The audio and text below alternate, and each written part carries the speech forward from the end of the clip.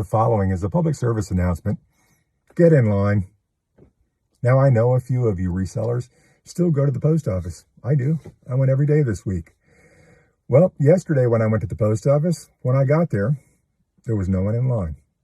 Now, I know that all of you, if you've ever been to an airport, Disneyland, a theater, or any government office, you're familiar with the line holding area.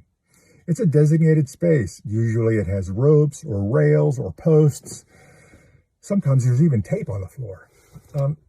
Well, there was no one in line. But closer to the entrance, the door I just entered, a young man was standing, staring off into space. And even though he wasn't in line, I said, "Excuse me, are you in line?" "Yeah." Like I don't know how lines operate. Okay, so I stood there until he was called. And then I walked through the line, and then the door opened at the entrance again.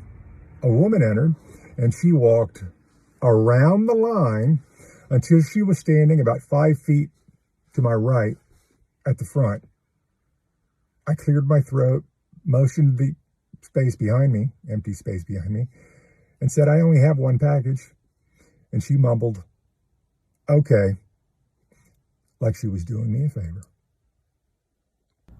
I used to smoke, but not anymore. However, I still like to pick up lighters and ashtrays when I can.